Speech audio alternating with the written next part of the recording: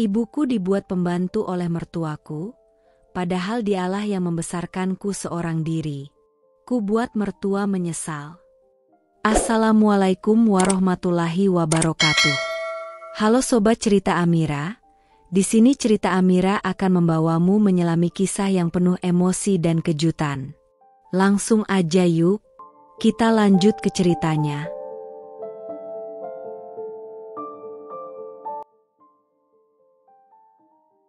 Namaku Nadia, 28 tahun, istri dari seorang pria bernama Raka. Ibuku, Bu Sulastri, adalah wanita tangguh yang membesarkanku seorang diri sejak ayah pergi tanpa jejak. Hidup kami susah, tapi penuh cinta. Namun setelah aku menikah, cinta itu seolah jadi dosa. Karena mertuaku menganggap ibu hanya pelengkap yang pantas diperintah. Setelah pesta pernikahan yang megah dan dipenuhi senyum manis dari para tamu undangan, aku pikir kehidupan baruku akan berjalan seindah dongeng. Aku resmi menjadi istri dari pria yang selama ini kuanggap penyelamat hidupku, lelaki yang dengan caranya yang lembut, berhasil menyembuhkan luka-luka masa laluku. Hari itu, aku melangkah masuk rumah suaminya, rumah besar bergaya kolonial yang terawat dengan anggun, milik keluarga mertuaku. Langit masih menyisakan warna jingga senja saat aku pertama kali menginjakan kaki ke ambang pintu rumah itu. Dindingnya tinggi, berlapis cat putih gading, dengan taman depan yang rapi dan teratur, seolah menunjukkan kesempurnaan hidup di dalamnya. Di ruang tamu, bunga mawar segar tersusun dalam vas kristal, dan aroma kayu manis samar-samar menyambutku. Aku sempat tersenyum kecil, berpikir, mungkin inilah awal kebahagiaan yang selama ini kudambakan. Pada awalnya, semuanya tampak baik-baik saja. Mama mertuaku menyambutku dengan senyum tipis dan pelukan singkat yang terlalu cepat berakhir. Ayah mertua lebih banyak diam, hanya mengangguk dan menepuk pundak suamiku. Mereka tak menunjukkan kehangatan, tapi juga tidak bersikap kasar, cukup membuatku merasa bisa belajar mencintai mereka perlahan-lahan. Namun segalanya berubah ketika ibuku datang. Ibu hanya ingin tinggal sebentar, menumpang sementara waktu karena kondisinya yang masih lemah pasca stroke ringan. Ia tak banyak menuntut. Bahkan sejak hari pertama menginjakan kaki ke rumah itu, ibuku sudah meminta maaf berulang kali, seolah-olah kehadirannya adalah sebuah dosa besar. Ia hanya ingin bisa dekat denganku, satu-satunya anaknya yang kini telah bersuami. Namun, dari hari ke hari, aku mulai merasakan perubahan yang menyakitkan. Mama mertuaku tak lagi menyapa setiap pagi. Jikapun bertemu di dapur atau ruang makan, wajahnya datar, dingin seperti batu. Bahkan pernah sekali saat aku sedang membantu ibu meminum obat di meja makan, beliau lewat dan langsung memutar arah tanpa sepatah kata pun.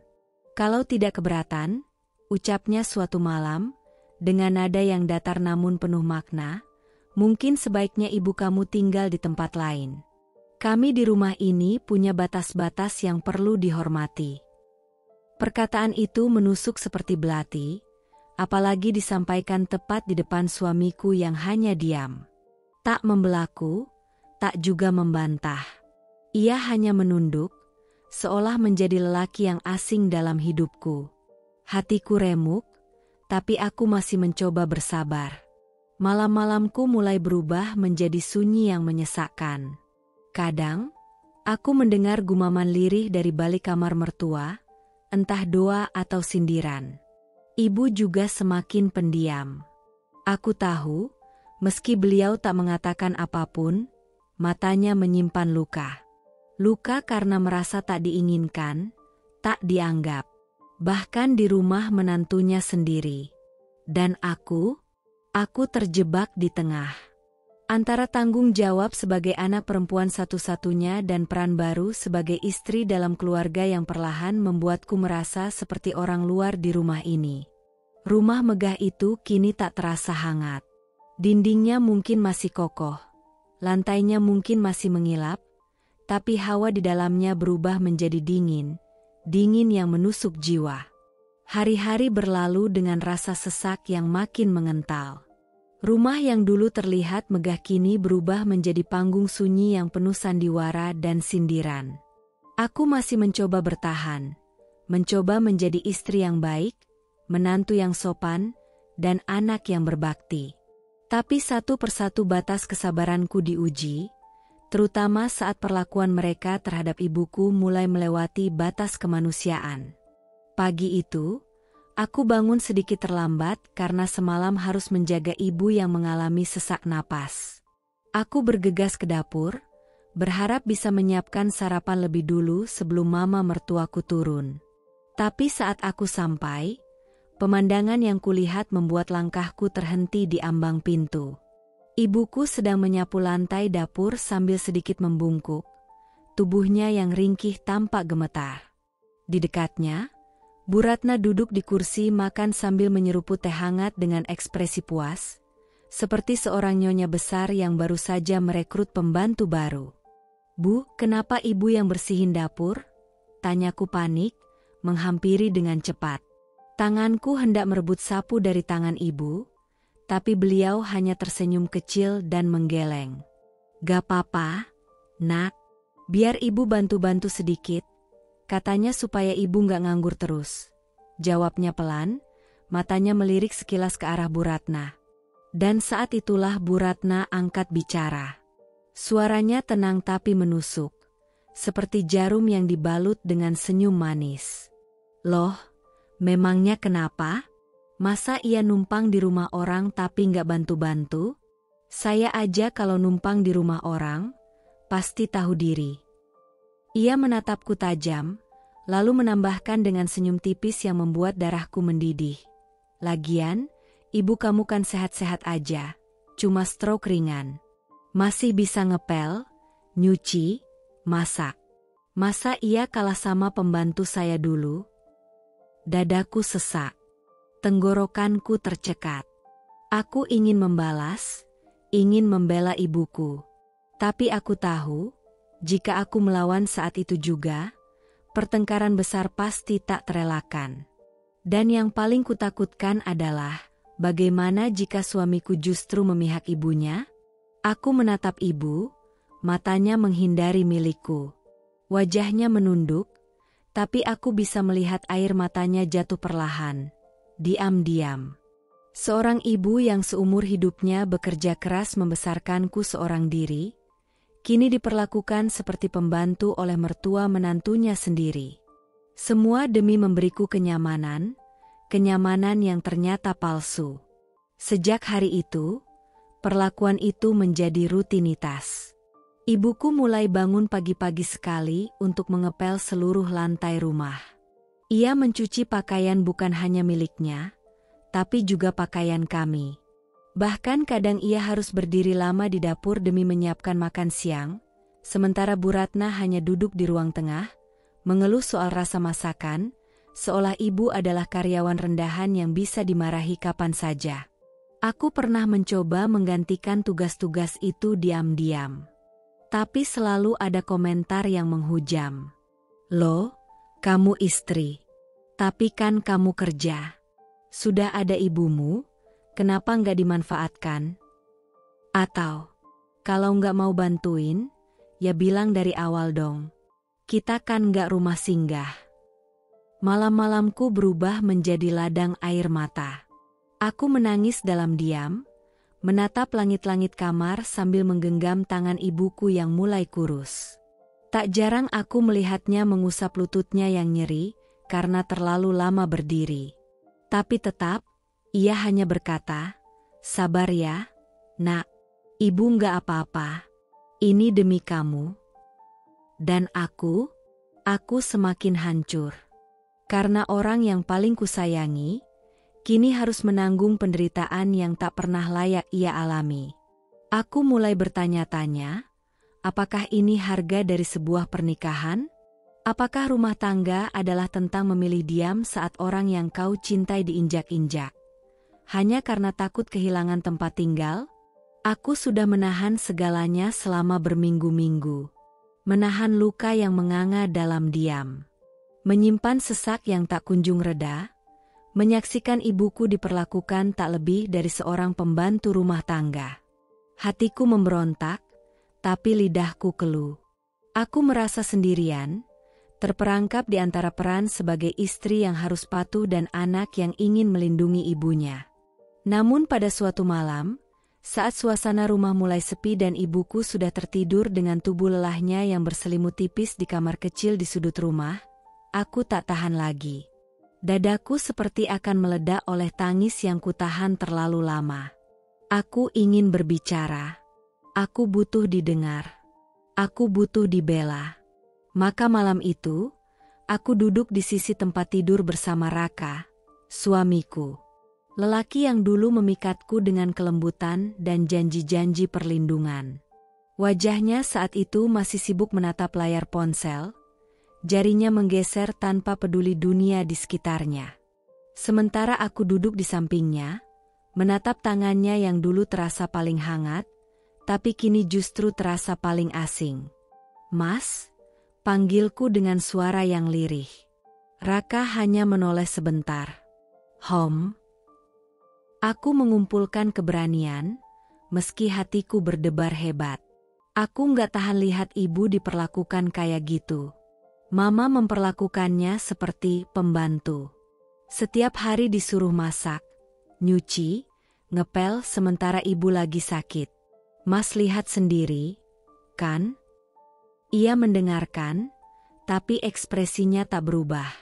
Tak ada keterkejutan, tak ada empati. Hanya kelelahan dan, entah kenapa, sedikit rasa jengah. "Mas, ibu itu tamu. Ibu datang karena sakit. Kita cuma minta izin tinggal sebentar." Tapi perlakuan mama itu nggak manusiawi. Aku berharap ada kehangatan di sana. Sebuah pelukan. Kata-kata, "Aku ngerti.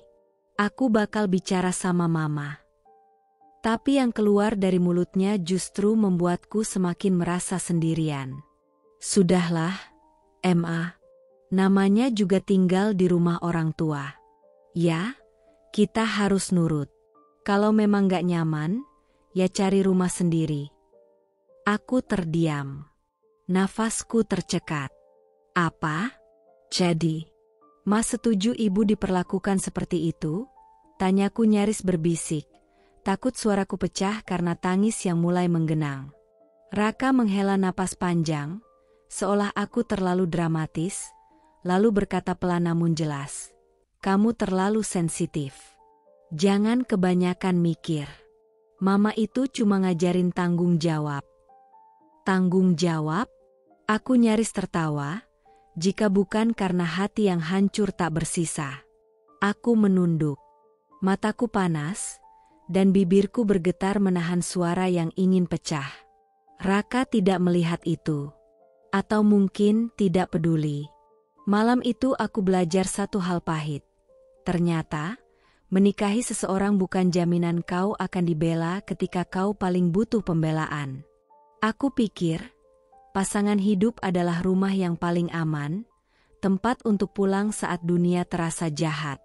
Tapi kenyataannya, Raka justru berdiri diam, membiarkan dunia menyakitiku, bahkan saat yang disakiti adalah ibuku sendiri. Aku tidur malam itu dengan punggung saling membelakangi. Dan untuk pertama kalinya sejak menikah, aku merasa sangat asing dengan pria yang kupanggil suami. Malam itu sunyi. Jam dinding sudah menunjukkan hampir pukul 11 malam. Namun aku masih duduk di sisi tempat tidur dengan pikiran yang berantakan. Raka sudah tertidur sejak 1 jam lalu, lelap dan tenang seperti tak ada beban di dunia ini. Sementara aku merasa seolah dunia menekanku tanpa henti, membuat dadaku sesak tanpa udara. Aku tak bisa tidur.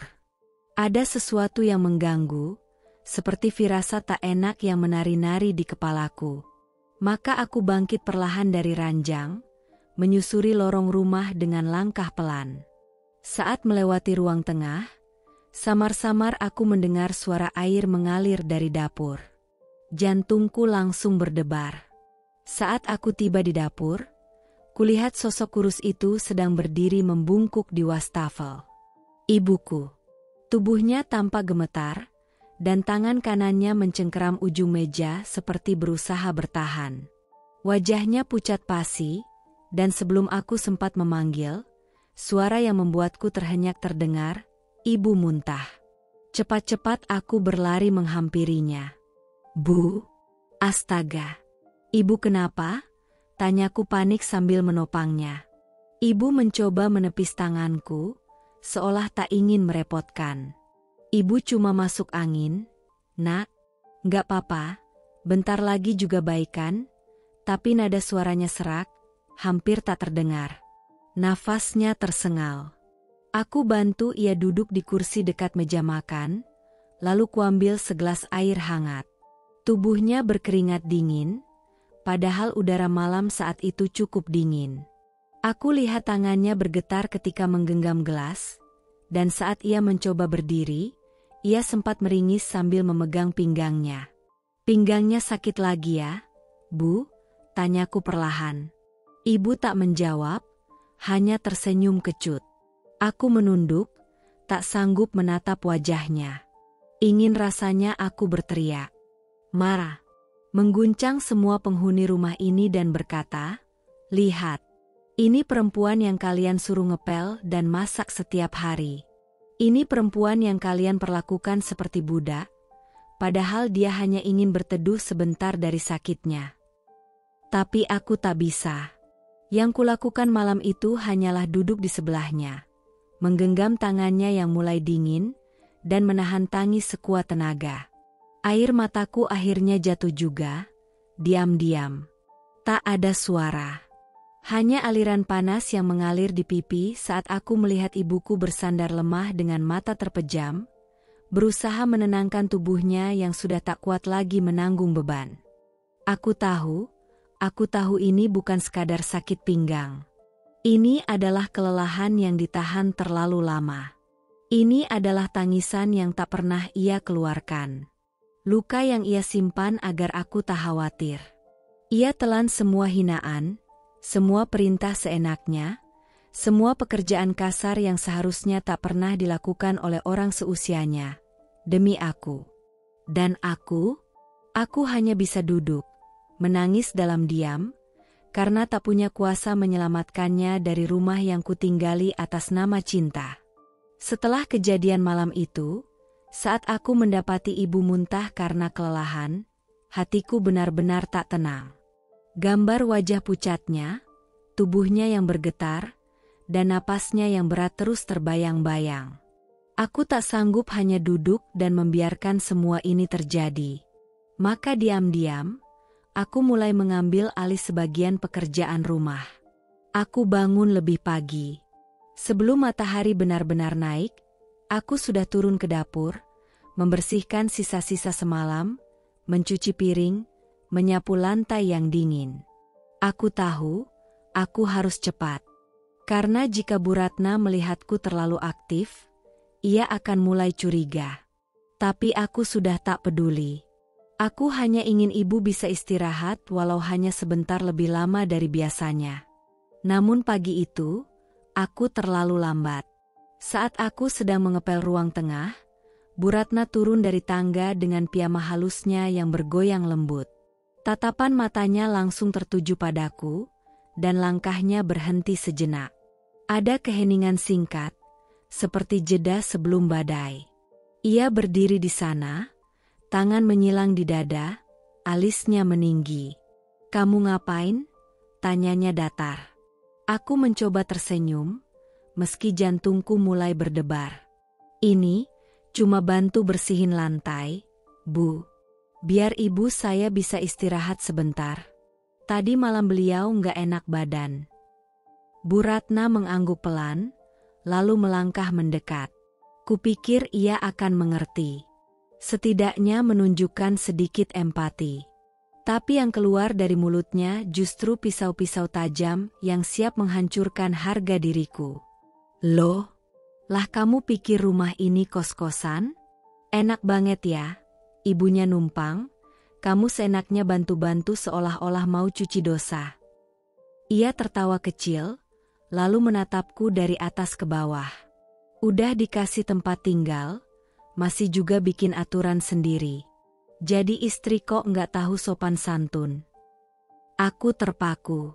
Tangan yang tadi memegang kain pel perlahan melemas. Napasku tercekat. Ingin rasanya aku menjelaskan bahwa aku hanya ingin meringankan beban ibuku. Bahwa aku tidak bermaksud melawan, apalagi mengatur rumah ini. Tapi lidahku keluh. Kata-katanya menusuk, lebih dalam dari yang kukira. Karena kalimat itu bukan hanya menyindir, tapi mempermalukanku. Aku menunduk, mencoba menyembunyikan air mata yang mulai berkaca. Tapi Bu Ratna belum selesai.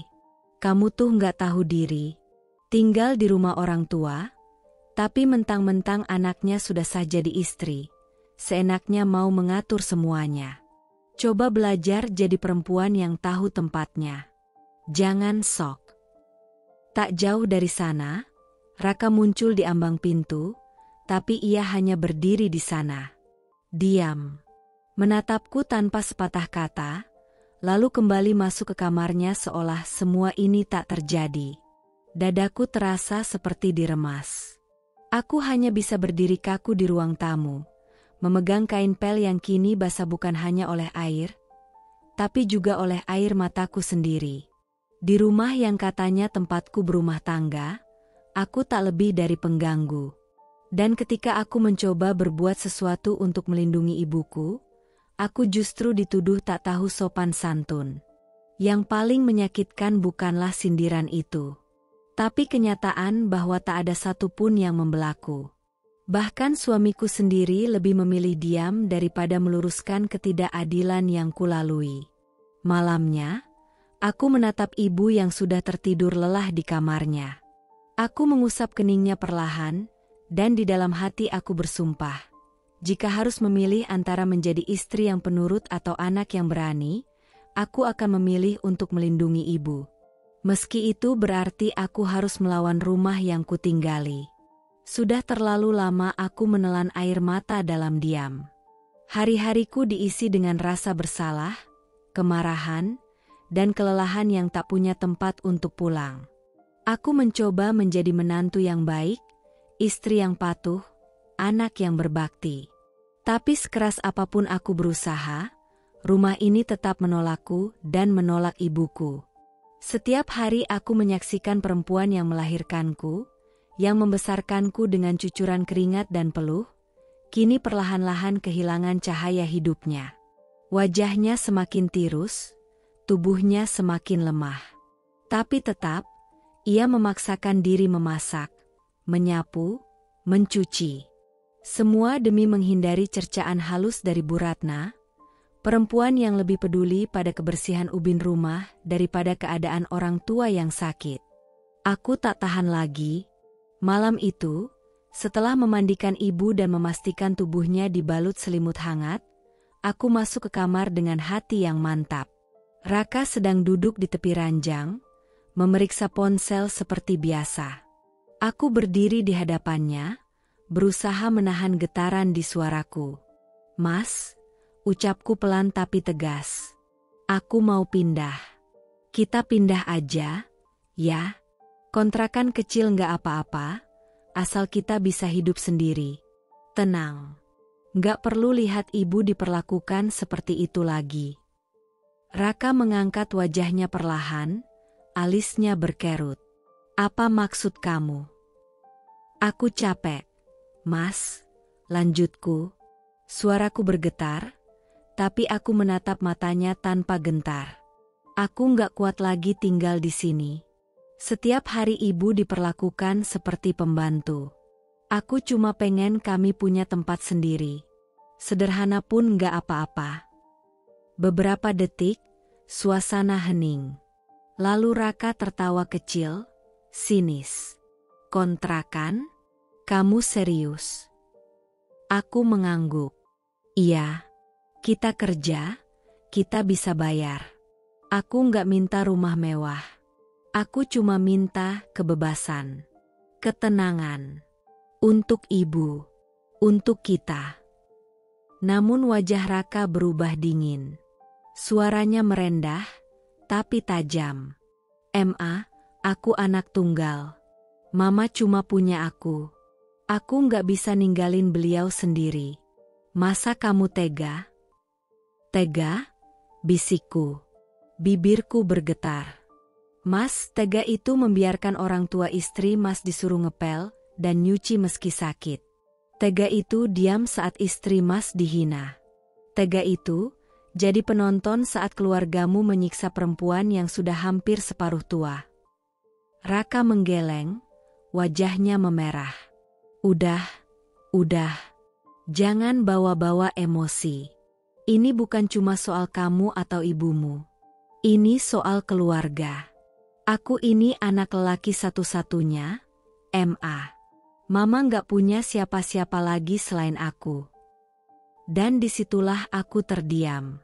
Tidak karena aku setuju, tapi karena aku menyadari sesuatu yang lebih menyakitkan. Aku bukan prioritasnya. Tidak pernah. Aku bisa menangis. Aku bisa memohon. Aku bisa memaparkan betapa ibuku sakit dan diperlakukan tidak manusiawi.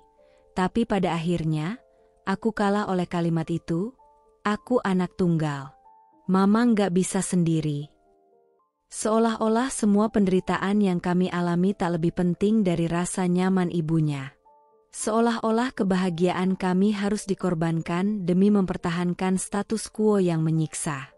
Malam itu, aku keluar dari kamar dengan langkah gontai. Aku duduk di sisi tempat tidur ibuku, menatap wajahnya yang tertidur dengan napas berat. Di pelupuk matanya masih ada garis basah. Mungkin ia pun menangis sebelum tidur. Lagi. Air mataku mengalir diam-diam. Rasanya seperti aku terkunci dalam sangkar emas. Rumah ini luas, megah, penuh hiasan, tapi hatiku seperti terpenjara. Dan yang paling menyakitkan, suamiku, lelaki yang kupikir akan menjadi pelindung, justru menjadi jeruji yang tak bisa kubuka. Aku mulai merasa aku tidak hanya kehilangan kenyamanan, tapi juga kehilangan diriku sendiri. Sudah beberapa hari ini aku memperhatikan tubuh ibu yang makin melemah. Pundaknya yang dulu tampak tegar, kini seperti membungkuk karena memikul dunia. Matanya yang biasanya cerah penuh cinta, sekarang sering terlihat kosong. Nafasnya lebih pendek, langkahnya makin lambat. Tapi tetap saja, ia memaksakan diri menyapu, memasak, bahkan mencuci pakaian yang bukan miliknya. "Ibu nggak apa-apa," katanya setiap kali ku tegur, "yang penting kamu tenang, Nak." Padahal aku tahu, tubuhnya tidak sekuat dulu. Apalagi setelah semalam ia mengeluh pinggangnya nyeri hebat dan sempat menggigil karena demam. Pagi itu, aku bangun lebih pagi dari biasanya karena merasa gelisah. Dan firasatku benar. Aku berjalan cepat ke dapur, tempat biasanya ibu sibuk menyiapkan sarapan sebelum Bu Ratna bangun. Tapi saat aku tiba, aku melihat pemandangan yang membuat seluruh darahku seperti membeku. Ibu tergeletak di lantai, tak sadarkan diri. Tangannya masih menggenggam sendok kayu, dan di sebelahnya ada panci yang tumpah. Wajahnya pucat seperti kapur, dan keringat dingin membasahi leher dan pelipisnya. "Ibu!" teriakku panik sambil berlari dan memeluk tubuhnya. "Bu, bangun, Bu." Astaga! Aku gemetar. Napas mulai tercekat. Tangan ibu dingin. Matanya tertutup. Aku berteriak memanggil Raka yang akhirnya muncul, dan tanpa pikir panjang kami membawanya ke mobil dan melarikan ke rumah sakit. Aku duduk di samping ibu di bangku belakang, menggenggam tangannya erat, terus membisikkan doa agar ia membuka mata. Aku tak peduli dengan rambutku yang acak-acakan, dengan dasterku yang basah oleh kuah sup dari dapur. Aku hanya ingin ibuku sadar.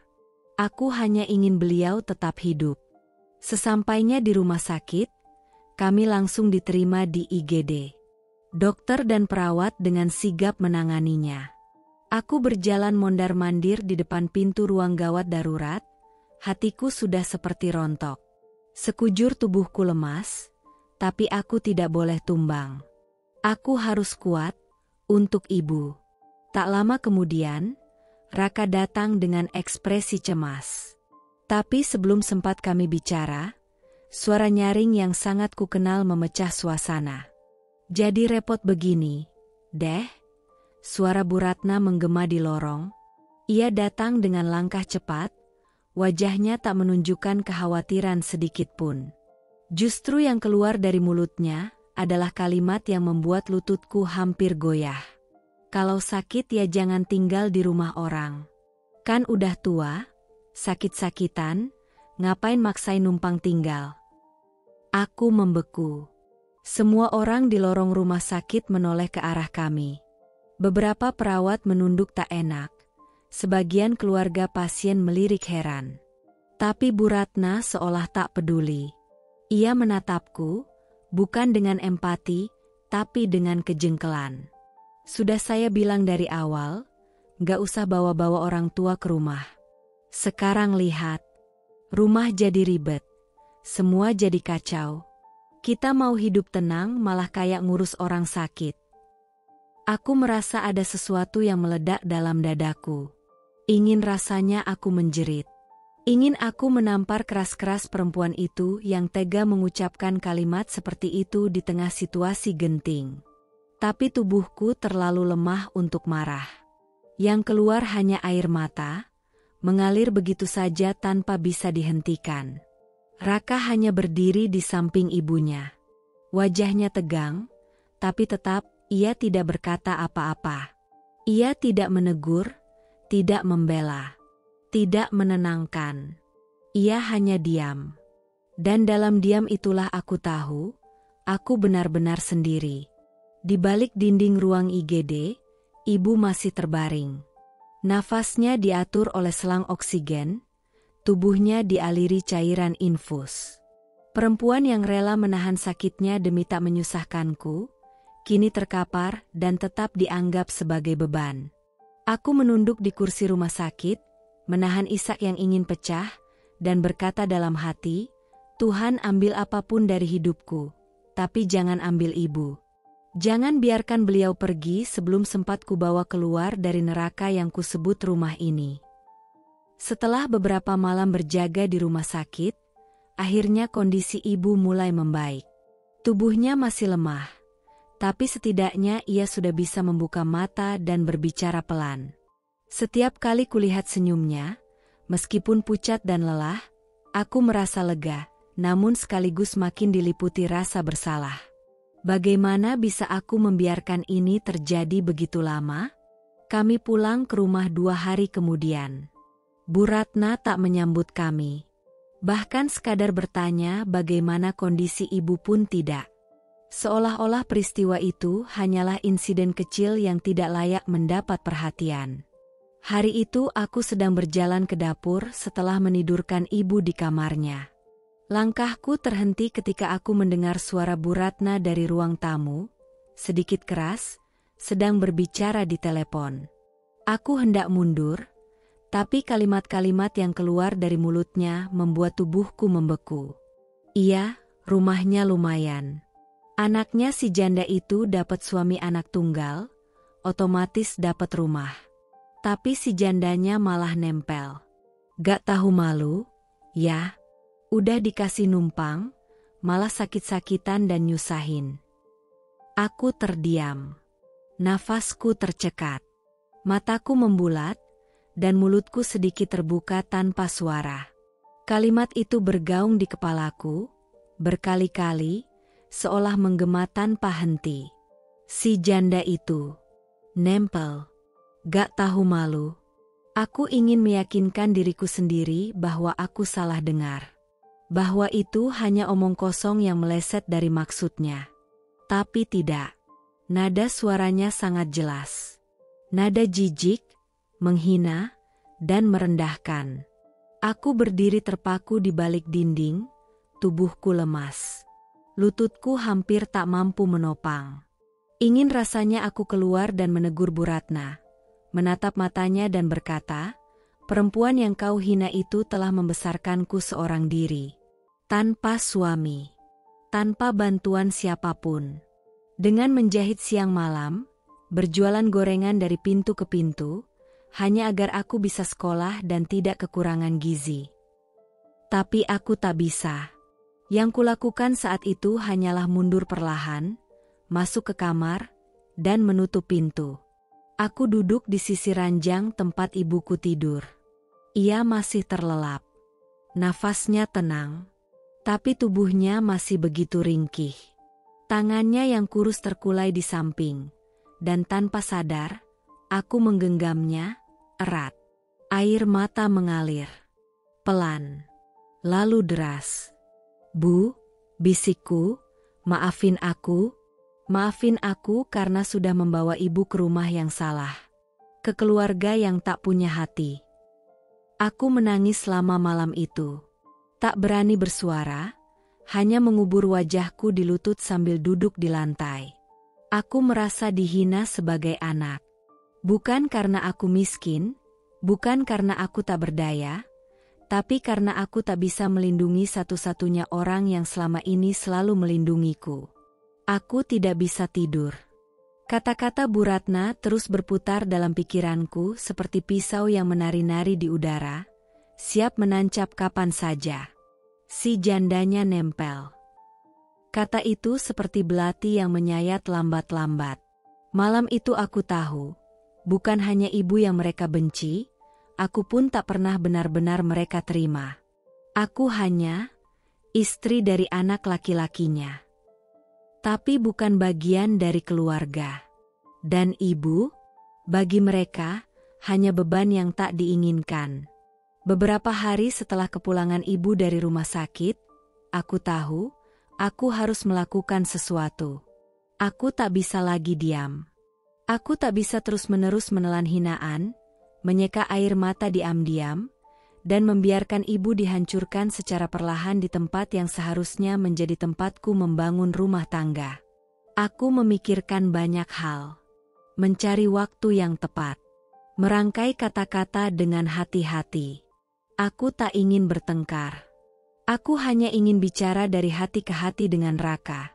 Suamiku, satu-satunya orang yang seharusnya mengerti.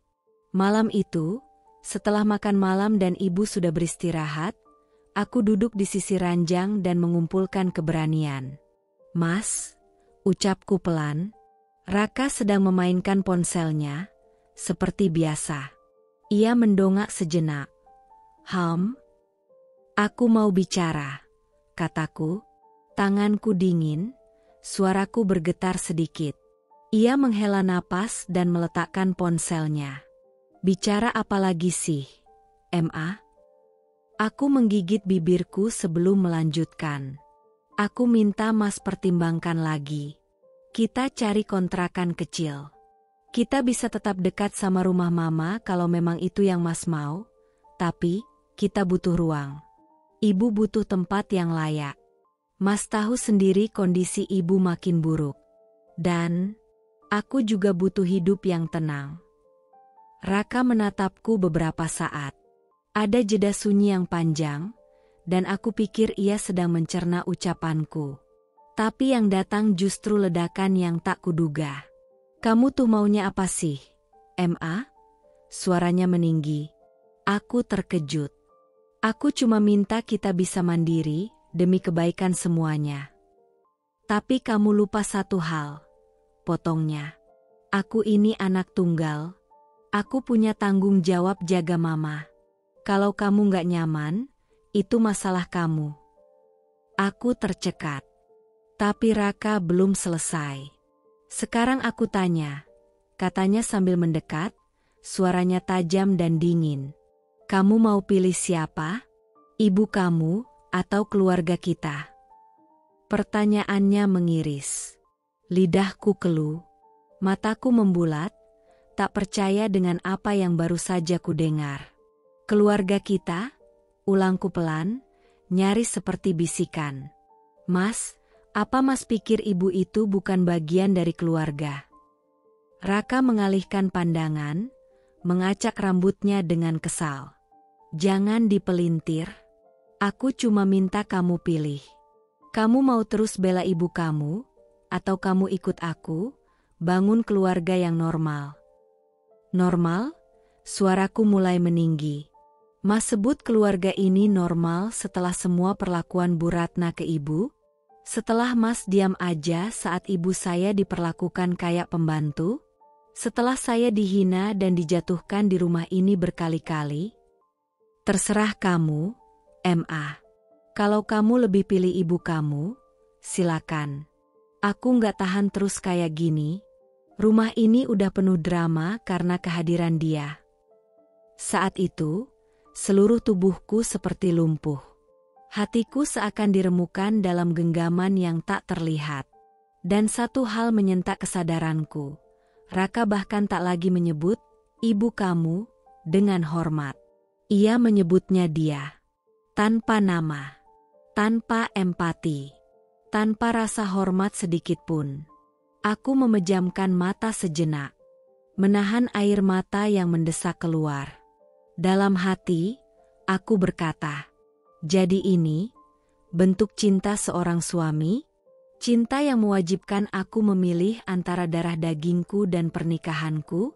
Cinta yang membiarkan aku terjerat di antara dua kutub, lalu memintaku mengorbankan yang paling lemah? Dan malam itu, untuk pertama kalinya, aku merasa aku tidak lagi memiliki tempat berpijak di rumah ini. Yang tersisa hanyalah luka, dan pilihan yang tak pernah seharusnya diminta. Beberapa hari setelah pertengkaran hebat itu, rumah menjadi lebih sunyi dari biasanya. Aku dan Raka nyaris tidak berbicara. Setiap kali kami bertatapan, ada tembok yang menjulang tinggi di antara kami. Tembok yang dibangun dari rasa kecewa, luka yang dipendam, dan cinta yang mulai retak. Bu Ratna pun seperti enggan menyapaku. Tapi itu bukan hal baru. Ia lebih sering mengunci diri di kamar atau menelepon teman-temannya dengan suara keras dan nada sok superior. Seolah ingin dunia tahu bahwa ia adalah korban dari menantu yang tak tahu diri. Aku hanya menjalani hari-hari dengan diam dan doa. Mengurus ibu dengan tenang, menjaga jarak dari siapapun di rumah itu. Satu-satunya yang membuatku tetap bertahan adalah nafas ibu yang masih terdengar, meski lemah. Hingga suatu pagi, ketika aku sedang mengganti selimut ibu dan menyeduh teh hangat untuknya, teleponku bergetar. Nomor tak dikenal. Awalnya aku ragu menjawab. Tapi entah mengapa, ada dorongan aneh di dada, seperti sebuah panggilan yang perlu kudengar. Halo, sapaku pelan. Suara di seberang terdengar berat namun tenang, laki-laki. Alia, ini Om Darto. Saya adiknya Bu Ratna. Saya baru pulang dari Padang, dengar kabar soal ibumu dari tetangga sini, dan saya pikir, kamu perlu tahu sesuatu. Aku mengerutkan kening. Om Darto, ucapku, mencoba mengingat-ingat. Aku pernah bertemu beliau sekali, saat pesta pernikahan. Lelaki parubaya yang pendiam, tapi matanya tajam, seperti menyimpan terlalu banyak yang ingin dikatakan. Saya minta maaf kalau ini tiba-tiba, tapi saya tahu kamu lagi berat-beratnya. Dan saya nggak tahan diam aja. Lanjutnya, suaranya merendah. Kamu tahu nggak, siapa sebenarnya ibumu dibanding keluarga kamu yang sekarang? Pertanyaannya membuatku terpaku. Napasku tertahan. Apa maksud Om? Tanyaku pelan. Jantungku mulai berdegup tidak karuan. Ia menghela napas panjang, lalu berkata, ibumu itu perempuan paling kuat dan paling berharga yang pernah saya kenal. Jauh sebelum kamu menikah dengan Raka, ibumu pernah nolongin keluarga ini, termasuk Bu Ratna, dengan cara yang gak pernah kalian bayangkan. Tapi dia gak pernah minta balasan. Dan sekarang, setelah dia sakit, dia diperlakukan seperti beban? Saya gak bisa diam. Aku menggenggam ponsel lebih erat. Suara-suara di sekitarku seperti menghilang. Yang ada hanya degup jantungku dan suara Om Darto yang terus mengalir. penuh penekanan dan rasa getir. Kamu harus tahu, bukan kamu yang harus malu karena ibumu. Tapi keluarga ini yang seharusnya malu karena memperlakukan orang sebaik dia seolah-olah dia sampah. Aku terduduk pelan di kursi. Pandanganku kabur. Mata mulai basah. Tolong Om, ceritakan semuanya. Aku butuh tahu, ucapku dengan suara bergetar.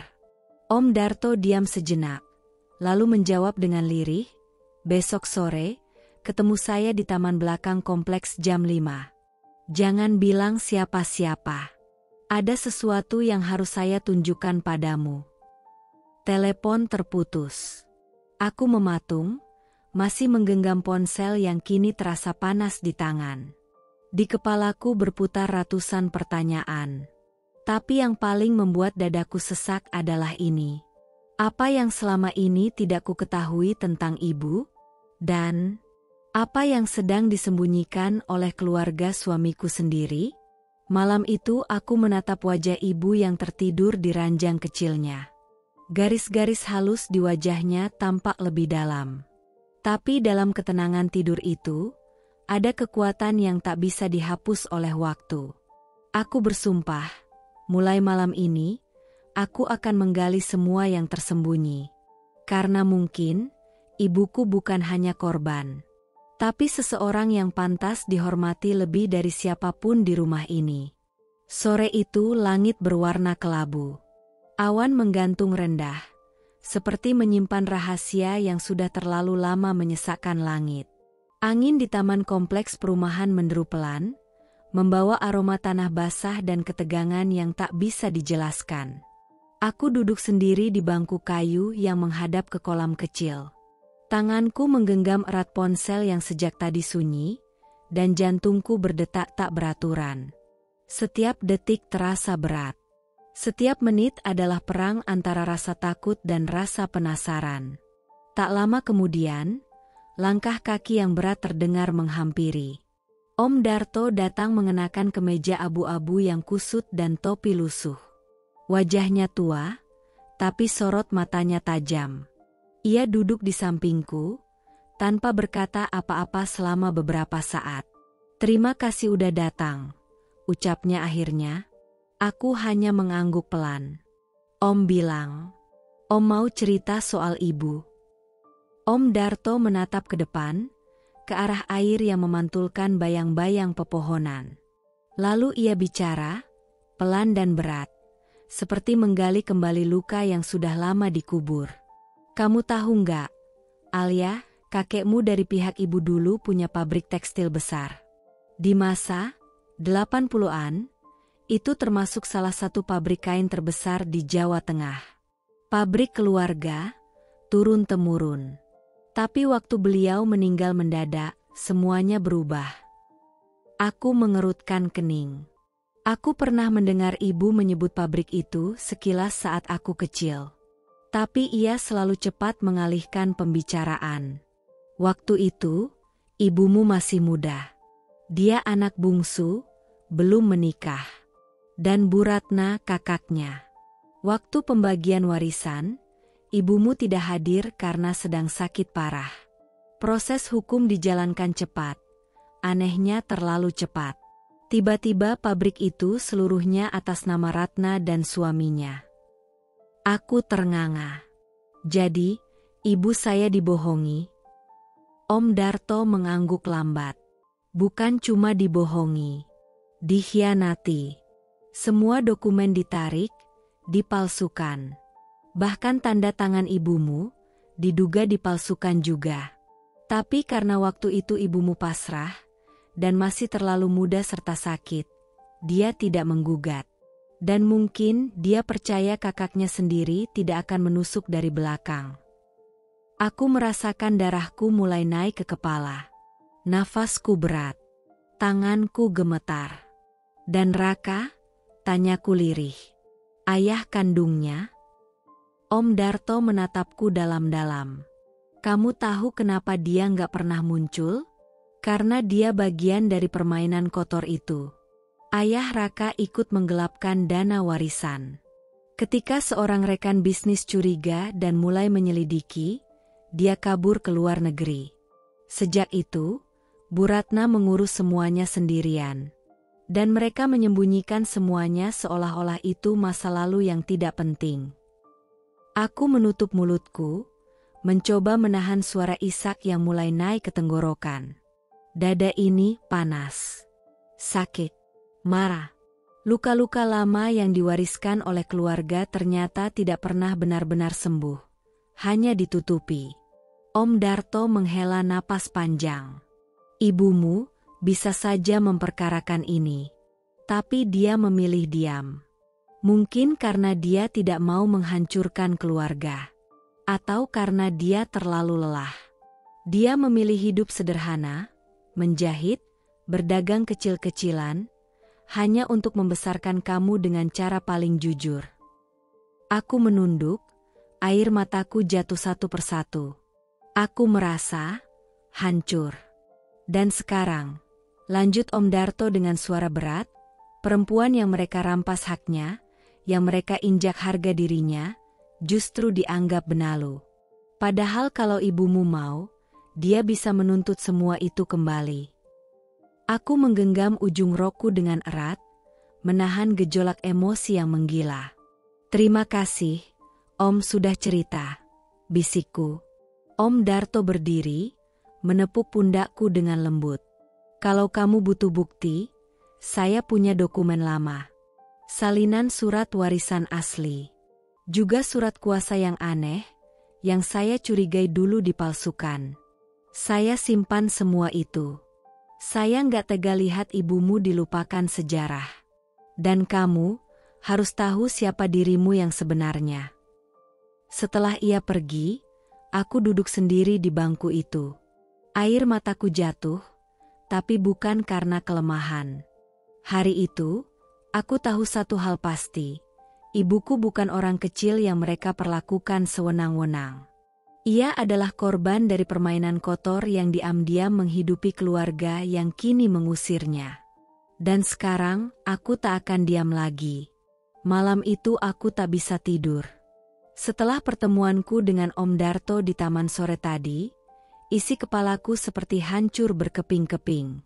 Semua yang selama ini kupikir benar, tentang keluargaku, tentang keluarga Raka, tentang ibu, ternyata cuma kepingan bayangan palsu yang ditanamkan sejak awal. Aku merasa dibohongi. Tidak hanya oleh orang-orang di sekitarku, tapi juga oleh sejarah yang sengaja dihapus. Aku menatap wajah ibu yang tertidur lemah di tempat tidurnya.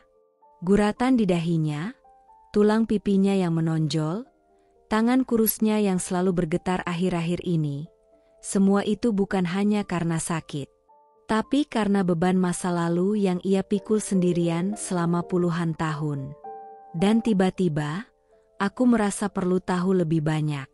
Aku ingin mendengar langsung darinya, tentang siapa dia, siapa kami sebenarnya, dan bagaimana luka ini dimulai.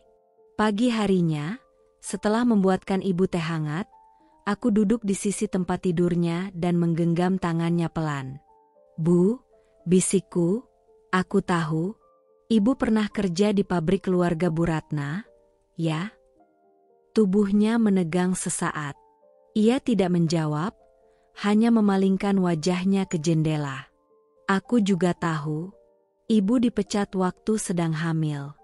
Waktu mengandung aku. Butuh waktu beberapa detik sebelum akhirnya ibu menutup mata, dan air mata jatuh perlahan dari sudutnya. Siapa yang cerita? Bisiknya lirih. Om Darto, jawabku pelan, tapi aku mau dengar langsung dari ibu. Ibu menarik napas panjang. Suaranya lirih, pelan, tapi setiap katanya seperti bom yang meledakkan dinding-dinding kebohongan yang dibangun selama bertahun-tahun. Iya, ibu pernah kerja di pabrik itu, di bagian jahit. Tiap hari kerja 12 jam, kadang lebih. Tapi ibu senang, karena ibu bisa nabung buat masa depan. Waktu itu, ibu masih muda.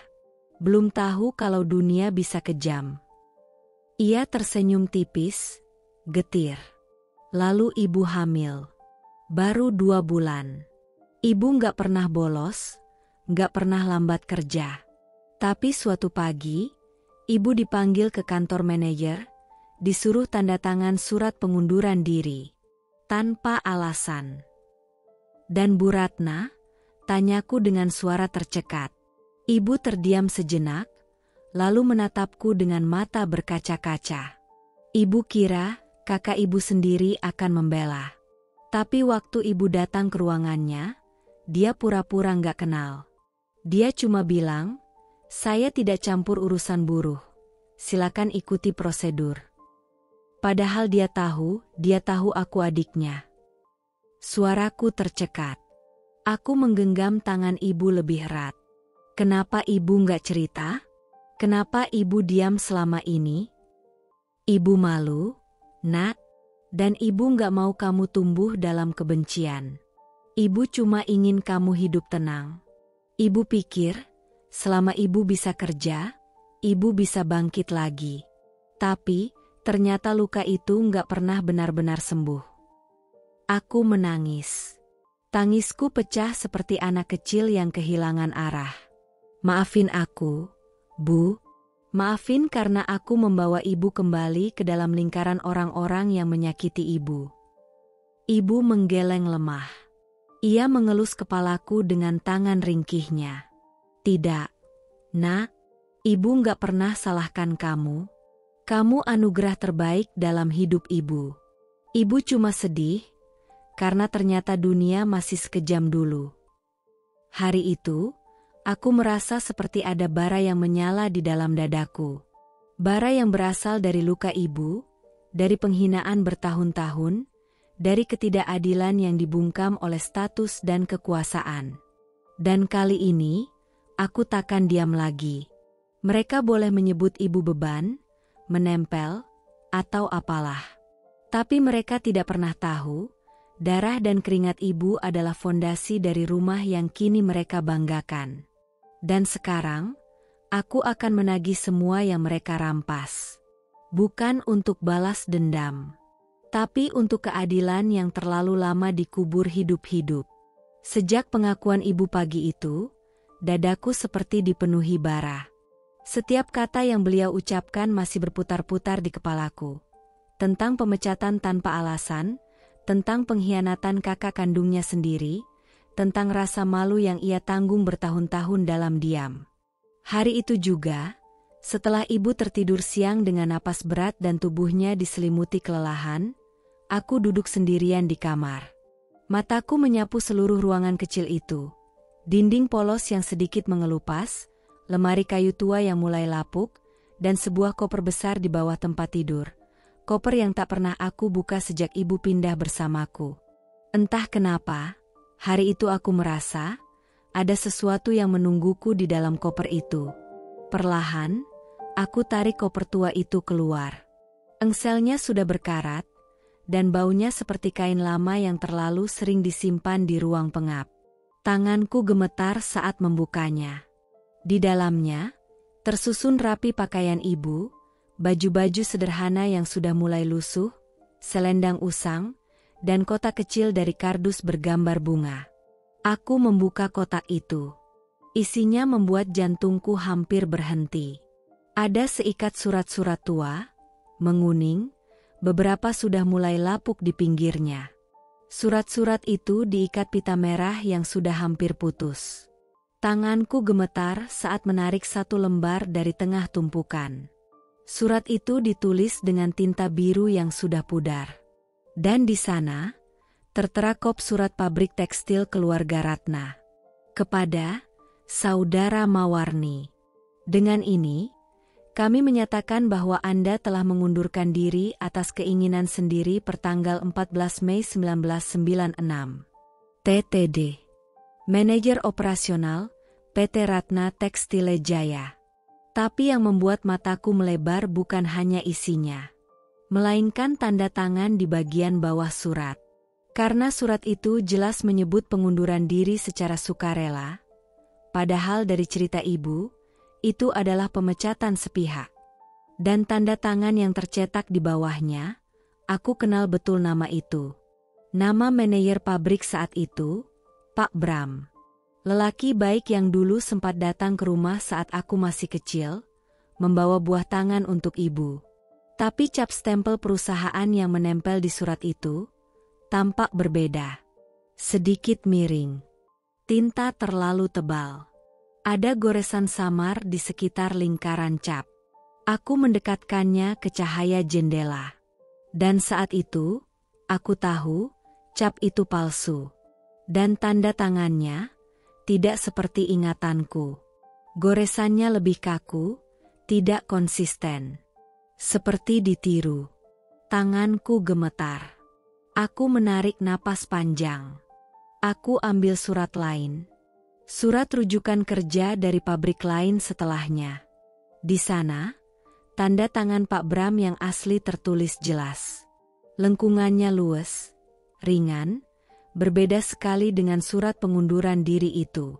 Saat itulah aku sadar sepenuhnya, pemecatan ibu bukan hanya keputusan sepihak, tapi sebuah rekayasa, sebuah pemalsuan. Dadaku seperti diremas. Air mataku jatuh bukan karena kaget, tapi karena marah. Karena ternyata ibu tidak hanya dijatuhkan, ia juga difitnah, lalu dilenyapkan secara sistematis dari sejarah keluarga mereka. Aku segera memotret surat-surat itu. Kuletakkan kembali ke tempatnya, tapi salinannya kupindahkan ke flash disk. Kalau ini adalah awal dari peperangan panjang, maka aku harus menyimpan semua senjata yang kubutuhkan. Aku berdiri di depan cermin, menatap wajahku sendiri yang tampak asing. Mataku merah, rambutku kusut, dan wajahku terlihat lebih tua dari seharusnya. Tapi untuk pertama kalinya, aku tahu apa yang harus kulakukan. Kebenaran telah menunggu terlalu lama. Dan aku akan menjadi suara bagi ibu, yang dulu dipaksa bungkam. Sore itu, langit murung. Awan-awan menggantung rendah di atas atap rumah, seperti sedang menahan hujan yang enggan jatuh. Di dalam kamar, suasana tak jauh berbeda, hening dan berat. Sejak aku menemukan surat-surat lama dari koper ibu, dadaku penuh sesak oleh campuran emosi. Marah, sedih, kecewa, dan bingung. Ibu sedang duduk di kursi rotan dekat jendela, selimut menutupi kakinya. Ia sedang menatap keluar, ke halaman kecil tempat mawar putih yang kami tanam bersama mulai merekah pelan. Wajahnya tampak tenang dari luar, tapi aku tahu di dalam hatinya ada badai yang sudah terlalu lama dikubur. Aku duduk di hadapannya, menggenggam salinan surat yang telah kupotret dan cetak ulang. Ibu, suaraku pelan tapi berat, aku nemu ini di koper ibu. Ia menoleh. Saat melihat lembaran surat itu, wajahnya langsung berubah. Wajah yang tadi tenang kini pucat. Ia menarik napas pendek, tangannya bergetar ringan. Ibu tahu ini? Tanyaku, meski aku tahu jawabannya. Ia tak langsung menjawab. Matanya berkaca-kaca. Ia menunduk. Aku juga nemu capnya palsu. Bu, lanjutku, suaraku kini mulai bergetar. Dan tanda tangannya beda dari yang asli. Ibu dipecat, lalu dipaksa tanda tangan surat pengunduran diri. Kenapa ibu nggak pernah cerita? Kenapa ibu simpan semua ini sendiri? Ibu menggigit bibirnya. Air matanya mulai jatuh satu-satu, diam-diam. Lalu pecah dalam isakan yang ditahan terlalu lama. Aku anakmu, Bu, aku menangis sekarang. Kenapa ibu pikir aku nggak boleh tahu? Aku udah besar. Aku bisa ngerti. Aku bisa bantu. Ia menutup wajahnya dengan kedua tangan yang kurus. Isaknya lirih, menyayat hati. Ibu nggak pernah cerita karena ibu nggak mau kamu benci. Benci siapa? Ibu perlahan menurunkan tangannya, wajahnya merah basah oleh air mata. Benci ayahnya Raka. Kata-katanya menghentak dadaku seperti petir. Untuk beberapa detik, Aku hanya menatapnya, tak bisa bicara. Lalu aku berbisik, jadi semua ini, ayah Raka juga ikut dalam. Ibu mengangguk pelan, seolah setiap gerakan itu berat seperti mengangkat beban berpuluh tahun. Ayah Raka dulu salah satu pemegang saham di pabrik. Dia yang teken keputusan pemecatan ibu. Bahkan, katanya dia yang perintahkan manajer untuk keluarkan semua buruh perempuan hamil dengan alasan efisiensi. Tapi saat itu hanya ibu yang dipecat mendadak. Dengan tuduhan yang dibuat-buat, aku menggenggam tangan Ibu erat. Dan Bu Ratna? Dia tahu semua ini? Iya, jawab ibu, suaranya makin lemah. Tapi dia pilih tutup mata. Karena kalau dia bela ibu, berarti dia harus lawan suaminya sendiri. Ibu diam, karena ibu pikir, lebih baik satu orang hancur daripada dua keluarga bertikai. Ibu cuma ingin hidup tenang, besarkan kamu. Ibu nggak punya siapa-siapa lagi selain kamu, Alia. Tangisku makin deras. Aku memeluk ibu erat-erat, tubuhnya kurus, tulangnya menonjol, tapi hangatnya tak berubah. Pelukannya tetap rumahku, sekalipun ia disingkirkan, dihina, dilupakan. Justru karena itu, Bu, bisikku di pelukannya, aku akan buktikan bahwa ibu nggak salah. Ibu bukan beban. Ibu bukan penumpang di rumah ini. Ibu adalah korban dan pahlawan. Ibu tak menjawab, tapi aku bisa merasakan air matanya jatuh di pundakku. Tangannya membalas pelukanku perlahan, gemetar, tapi penuh kekuatan yang tak bisa kuterangkan. Malam itu, untuk pertama kalinya sejak aku menikah, aku merasa bukan aku yang kuat menopang ibu, tapi ibu yang selama ini menopang semuanya. Bahkan ketika ia sendiri dihancurkan dari banyak sisi. Dan sekarang giliran aku berdiri untuknya. Malam itu hujan turun dengan derasnya. Petir sesekali menyambar langit, menggema di sela-sela sunyi rumah yang hanya diterangi cahaya lampu tidur. Ibu sudah tertidur setelah malam penuh air mata. Tapi aku tidak bisa memejamkan mata. Setelah semua yang ia ceritakan tentang pemecatan, pengkhianatan, dan ketidakadilan yang ia simpan selama ini, aku tahu ada satu hal lagi. Sesuatu yang masih ia sembunyikan.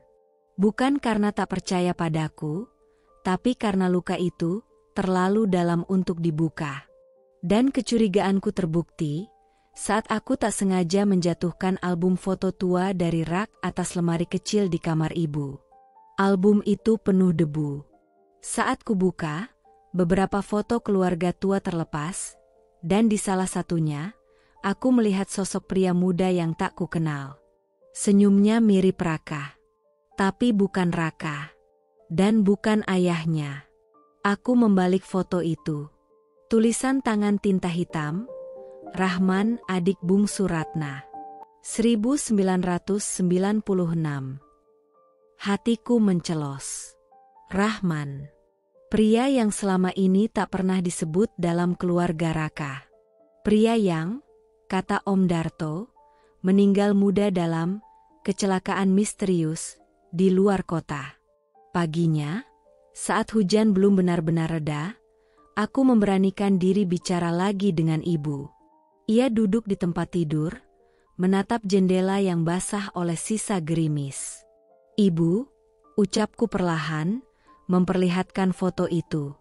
Rahman ini siapa? Ibu menoleh. Saat matanya melihat foto itu, wajahnya seketika pucat. Nafasnya tercekat. Tangannya meremas selimut di pangkuannya. Waktu seperti berhenti. Alia, kenapa kamu nemu itu? Suaranya gemetar. Karena aku harus tahu semuanya. Bu, jawabku, nyaris berbisik. Aku harus tahu siapa aku. Siapa ayahku sebenarnya. Ibu terdiam lama. Sangat lama.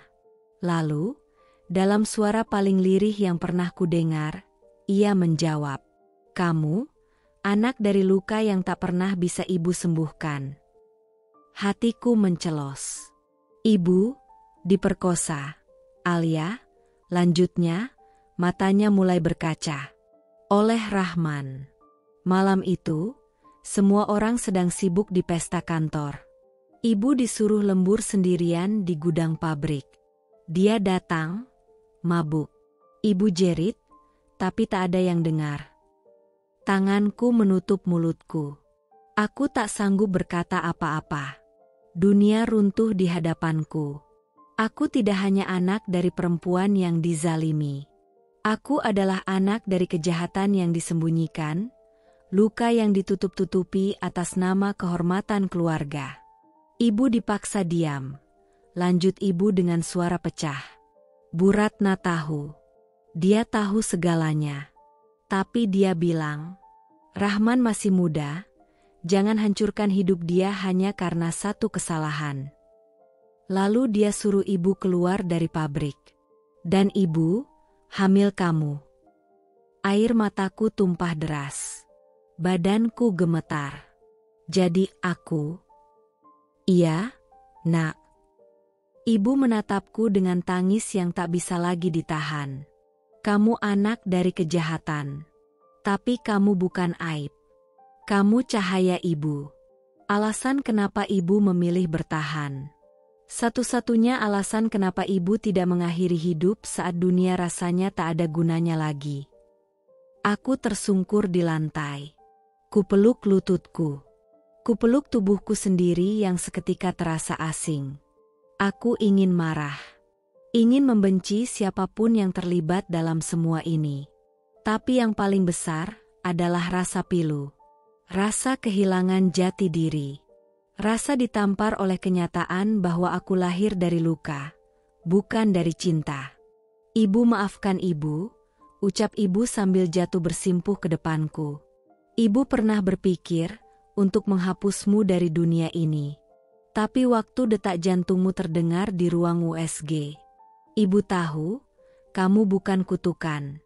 Kamu hadiah dari Tuhan yang diberikan lewat cara paling kejam. Aku menangis keras malam itu. Bukan karena membenci ibu. Tapi karena aku tak sanggup membayangkan bagaimana ia menahan semua ini sendirian. Dan malam itu, aku memeluk ibu seperti anak kecil. Seperti aku memeluk hidupku sendiri, yang tak sempurna, tak bersih, tapi nyata. Aku adalah darah dari luka dan pengkhianatan.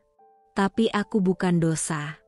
Aku adalah bukti bahwa bahkan dari kehancuran, Tuhan bisa menciptakan kehidupan yang utuh.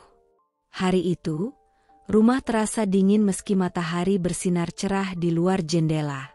Aku belum sepenuhnya pulih dari kenyataan yang baru kudengar semalam.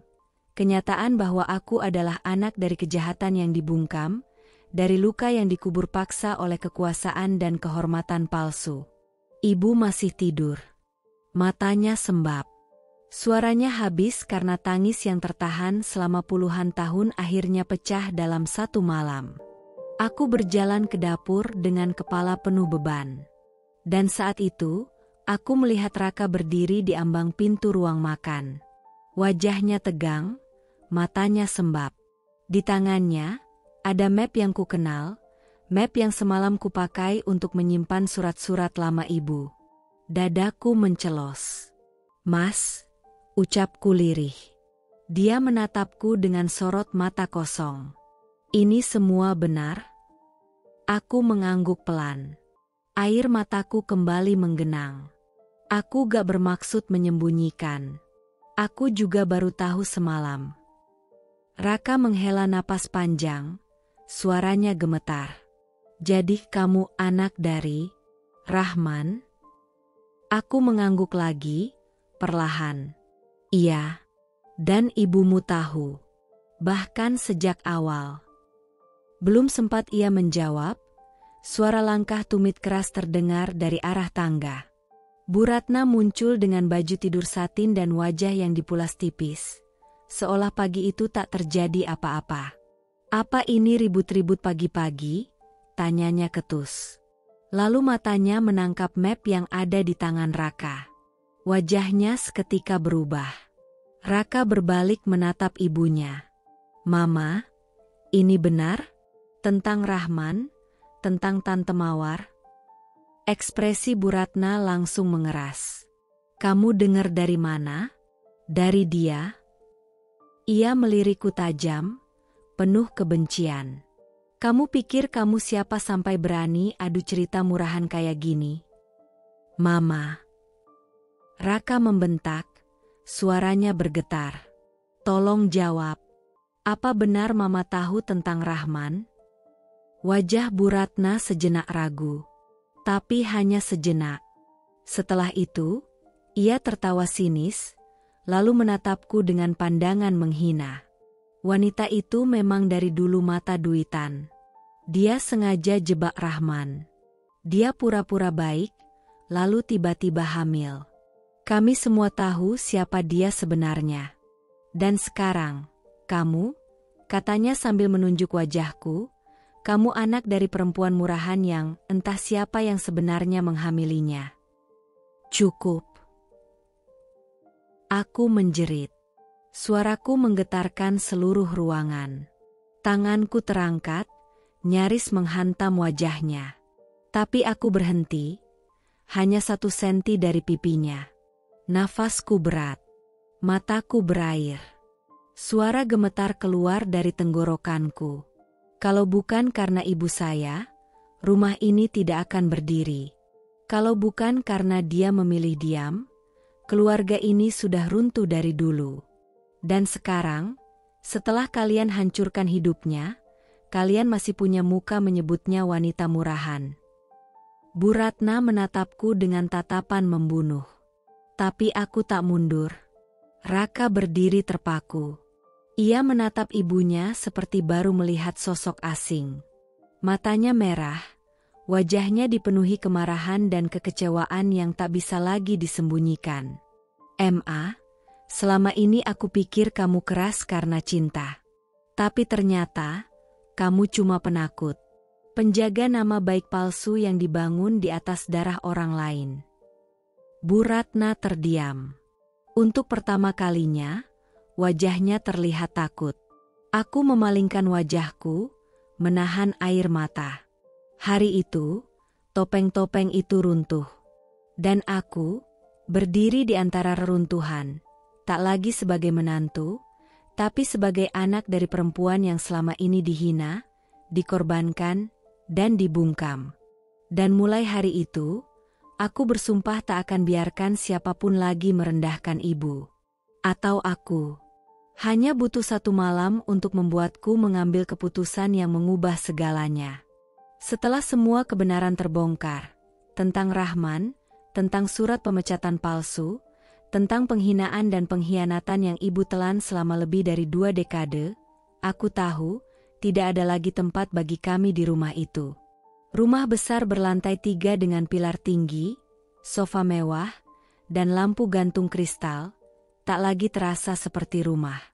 Ia hanyalah museum luka, penuh gema penghinaan yang tak pernah benar-benar pergi.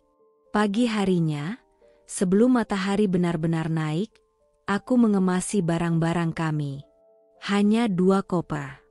Beberapa pakaian, surat penting, obat-obatan ibu, dan 1 album foto lama yang selalu disimpan ibu di dalam koper tuanya. Ibu duduk di kursi roda pinjaman dari puskesmas. Matanya sembab. Ia tidak banyak bicara, hanya memandangi setiap sudut rumah yang pernah membuatnya merasa kecil. Raka berdiri di ambang pintu kamar. Wajahnya lelah. Matanya memerah karena kurang tidur, atau terlalu banyak menangis, aku tidak tahu. Tapi dia tidak mencoba menghentikanku. "Alia, kamu yakin?" tanyanya pelan. Aku menatapnya dalam-dalam. Dulu, matanya adalah tempat pulangku. Tapi sekarang, aku hanya melihat bayang-bayang lelaki yang terlambat membela. "Aku nggak marah karena kamu anak dari mereka, Raka," ucapku pelan. "Aku marah karena kamu terlalu lama diam. Kamu tahu ibumu salah.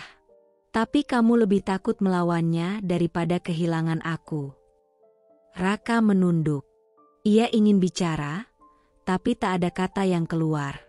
Dan itu sudah cukup bagiku. Diamnya adalah jawabannya.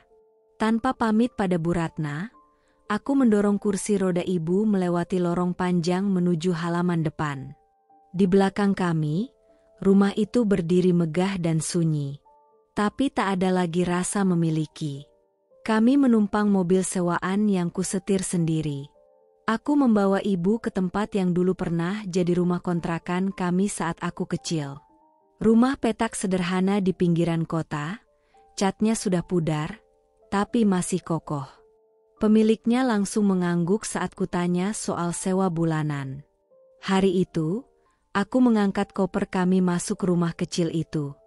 Ibu duduk di tikar sambil menatap sekeliling. Ia tersenyum kecil, senyum lelah, tapi juga lega. Aneh ya, gumamnya lirih. Kita malah lebih tenang di sini. Aku duduk di sampingnya, menggenggam tangannya. Karena di sini nggak ada yang merendahkan ibu, Bu. Di sini cuma ada kita.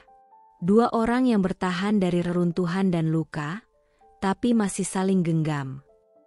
Angin sore masuk lewat jendela kecil yang terbuka. Tirai murah bergoyang pelan. Dan untuk pertama kalinya setelah sekian lama, aku bisa bernapas utuh, tanpa rasa takut, tanpa merasa dikurung. Malamnya, aku dan ibu makan dengan menu sederhana. Nasi hangat, telur dadar, dan sup bening. Kami makan di lantai, dengan meja kecil plastik yang dulu pernah kami pakai saat hidup susah. Dan anehnya, aku menangis saat itu. Bukan karena sedih, tapi karena untuk pertama kalinya dalam hidupku, aku tahu arti damai yang sebenarnya. Bukan terletak pada mewahnya rumah atau lengkapnya isi kulkas, tapi pada keberadaan seseorang yang mencintaiku tanpa syarat. Seseorang yang telah dikoyak dunia, tapi masih memilih mencintai, bahkan memaafkan dunia itu sendiri. Dan malam itu, saat ibu tertidur di sampingku, aku menatap langit-langit rumah kecil kami. Hujan rintik-rintik turun lagi. Tapi kali ini, tak ada petir. Tak ada gemuruh. Hanya suara alam yang tenang. Dan hati yang utuh, meski terlahir dari luka. 3 hari setelah kami pindah, rumah kecil kami mulai terasa seperti tempat tinggal sungguhan. Aku mengecat ulang dinding yang mengelupas, mengganti tirai jendela dengan yang baru, dan menanam beberapa bunga di pot kecil di teras. Meski semuanya sederhana, suasananya hangat. Ibu mulai tersenyum lebih sering. Dan aku, meski lelah, merasa utuh untuk pertama kalinya. Tapi kedamaian itu tak bertahan lama. Sore itu, saat aku sedang menyapu halaman depan, sebuah mobil hitam berhenti di depan pagar. Jantungku berdetak cepat. Saat pintunya terbuka, aku melihat sosok yang sangat kukenal. Raka turun dengan wajah letih, rambutnya acak-acakan, dan mata yang merah seperti habis begadang berhari-hari. Ia berdiri di balik pagar, tak berani masuk. Aku tidak berkata apa-apa. Tanganku berhenti menyapu. Alia, suaranya parau. Boleh aku bicara sebentar? Aku menatapnya tajam. Ada badai di dadaku, antara rindu, marah, dan luka yang menganga. Ia menunduk, lalu berkata, "Aku minta maaf untuk semuanya." Aku masih diam. Hening itu seperti jurang antara kami. "Aku salah," lanjutnya, suaranya bergetar. "Aku terlalu takut kehilangan keluargaku, sampai aku kehilanganmu. Aku tahu aku telat. Tapi, aku janji mau memperbaiki semuanya. Aku akan bela kamu dan ibumu. Kalau kamu mau, kita bisa mulai dari awal." Aku menatapnya lekat-lekat. Lalu aku berkata pelan, tapi jelas, "Mas Raka, kamu tahu apa yang paling menyakitkan dari semuanya?" Ia menatapku, mata basah. Bukan karena keluargamu merendahkan ibu. Bukan karena Bu Ratna memfitnah dia, atau karena Rahman menghancurkan hidupnya. Tapi karena kamu diam. Karena kamu melihat semuanya dan memilih tutup mata. Suaraku mulai bergetar.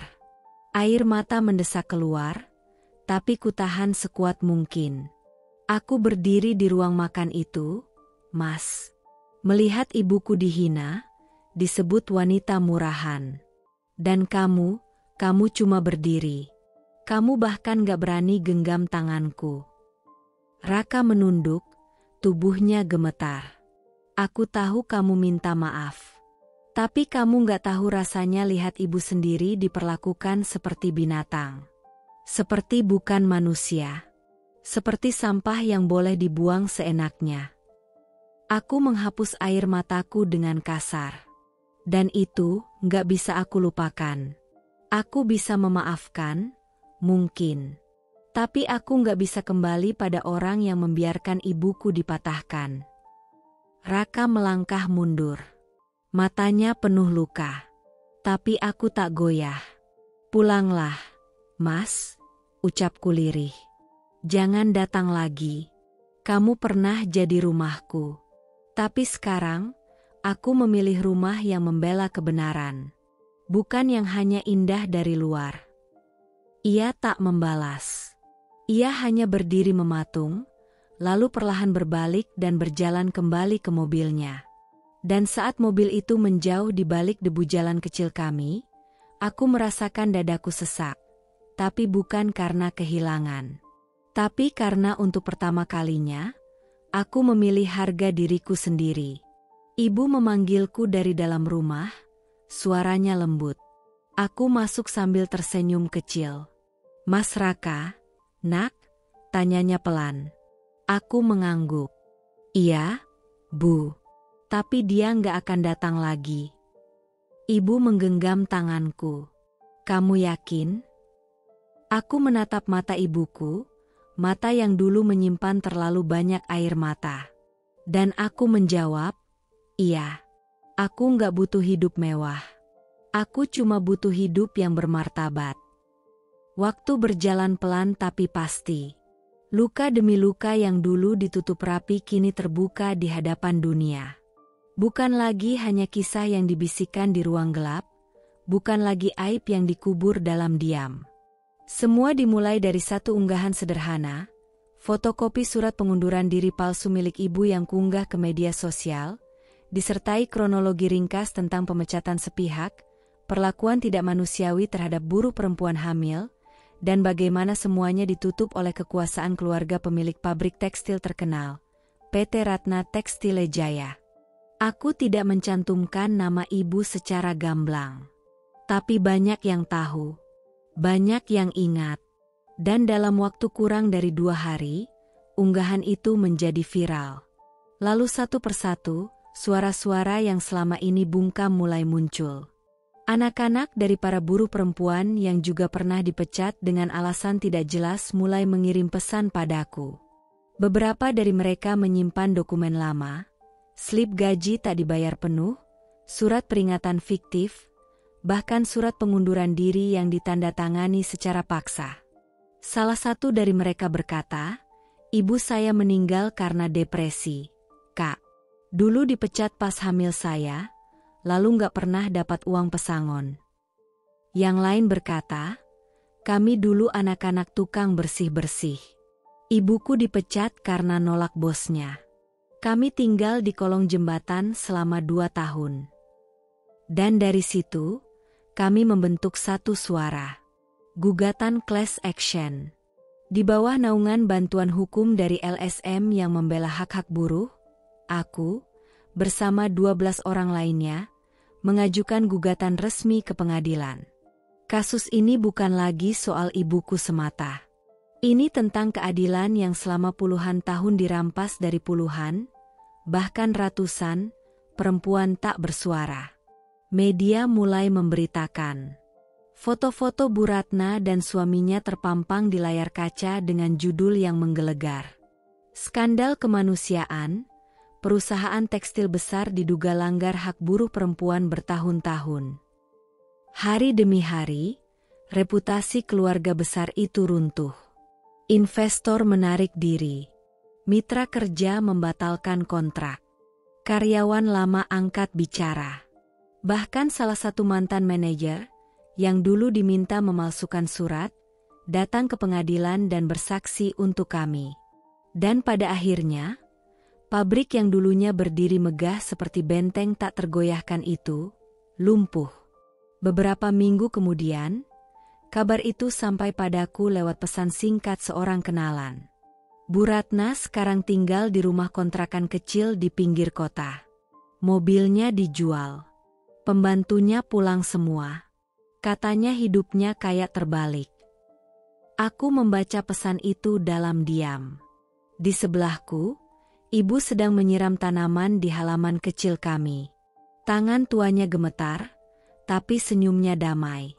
Aku tidak bersorak, tidak tertawa puas. Tapi di dalam hatiku, ada sesuatu yang terasa selesai. Beberapa hari kemudian, saat aku sedang membereskan cucian, ponselku berdering. Nomor tak dikenal. Saat kuangkat, terdengar suara yang sangat familiar, meski kali ini sangat pelan, goyah, dan lelah. Alia, ini Mama Raka. Jantungku berdebar pelan. Aku tahu kamu yang ada di balik semua ini. Lanjutnya, suaranya bergetar. Kamu puas sekarang?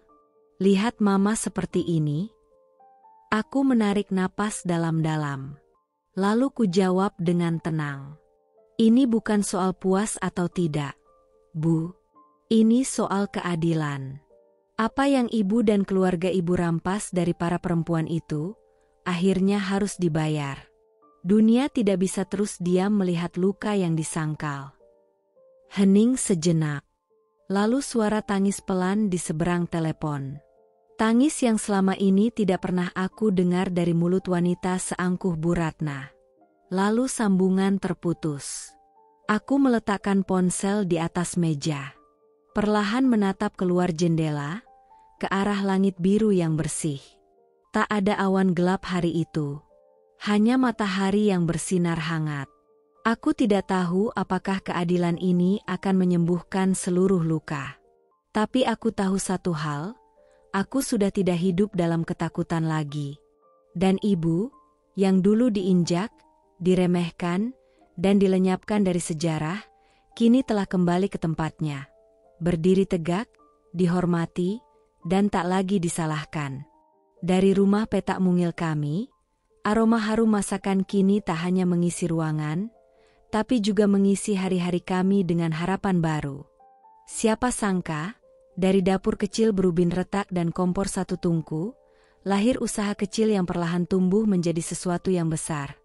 Dapur Mawar, catering rumahan yang tidak hanya menjual makanan, tapi juga cerita tentang ketabahan, luka, dan cinta seorang ibu. Awalnya hanya pesanan dari tetangga sekitar. Tumpeng kecil untuk selametan, nasi kotak untuk acara pengajian. Tapi dari mulut ke mulut, dari satu postingan media sosial ke status WhatsApp orang yang pernah mencicipi masakan ibu, nama kami mulai dikenal. Dan pada suatu pagi yang tidak kami duga, seorang reporter televisi lokal datang mengetuk pintu rumah kami. Selamat pagi, Bu Mawarni. Kami dari program Kisah Perempuan Tangguh di TVRI. Kami tertarik mewawancarai ibu dan putri ibu. Kisah kalian luar biasa. Ibu sempat salah tingkah. Aduh, saya ini cuma ibu-ibu biasa, Dek. Masak juga nggak sehebat chef-chef di TV itu. Tapi aku menggenggam tangannya. Justru itu, Bu. Karena yang kita punya bukan sekadar rasa, tapi cerita. Hari wawancara itu datang. Rumah mungil kami ditata rapi. Meja makan kecil kami dipenuhi hidangan andalan. Sambal goreng kentang, opor ayam kampung, rendang buatan ibu yang kaya rempah dan cinta. Reporter duduk di ruang tamu kami, bersama kameramen dan kru kecil. Mereka mengajukan pertanyaan satu persatu, dengan suara lembut tapi tajam.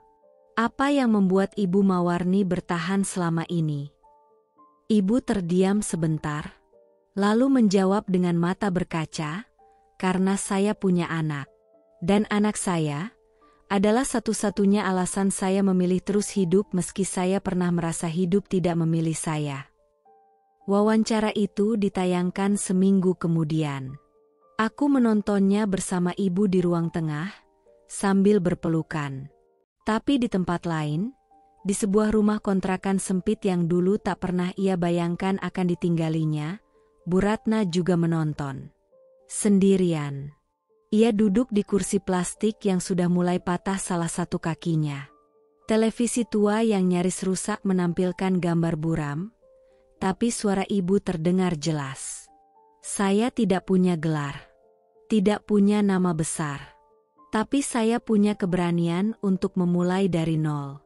Dan saya punya anak yang tidak malu berdiri bersama saya. Bu Ratna menangis. Tangis yang bukan lagi karena marah atau dendam, tapi karena penyesalan yang tak bisa diulang. Karena ia sadar, kehormatan yang ia banggakan dulu, dibangun di atas penghinaan orang lain. Dan sekarang, ia menyaksikan dari kejauhan dua perempuan yang dulu ia injak, berdiri di layar kaca dengan kepala tegak dan nama harum. Sementara ia sendiri hanya bisa menonton dari balik jendela kecil rumah petaknya. Keesokan harinya, pesanan catering kami meningkat 2 kali lipat. Banyak orang mengirim pesan, menyemangati, bahkan menawarkan kerjasama. Tapi yang paling berharga bukan itu. Yang paling berarti adalah senyum ibu ketika ia berdiri di dapur, menggiling bumbu sambil menyenandungkan lagu lama dengan suara lirih. Bu, kataku saat kami istirahat sore, ibu bangga nggak sama hidup kita sekarang? Ibu menoleh, tersenyum kecil, lalu menjawab, ibu bangga, bukan karena kita sukses. Tapi karena kita nggak berubah jadi orang jahat, meski sempat dijatuhkan. Aku tersenyum. Kupeluk ibu dari belakang. Matahari sore menembus celah tirai, menyinari dapur kecil kami yang kini terasa seperti dunia. Dan saat itu, aku tahu, kemenangan sejati bukan saat kita membalas, tapi saat kita bangkit tanpa kehilangan hati. Hidup telah membawaku melalui jalan yang tak kupilih, berliku, berbatu, penuh duri dan air mata. Aku pernah percaya pada cinta yang palsu, pernah menyerahkan diriku pada keluarga yang kusebut rumah, padahal mereka tak lebih dari tembok dingin tanpa hati. Tapi dari kehancuran itu, aku menemukan sesuatu yang lebih berharga dari semua yang pernah kuimpikan. Aku belajar bahwa hidup bukan tentang membalas dendam. Dendam bisa membakar, tapi ia tak pernah menghangatkan. Ia menghanguskan kita pelan-pelan, membuat kita menjadi bayangan dari orang-orang yang dulu menyakiti kita.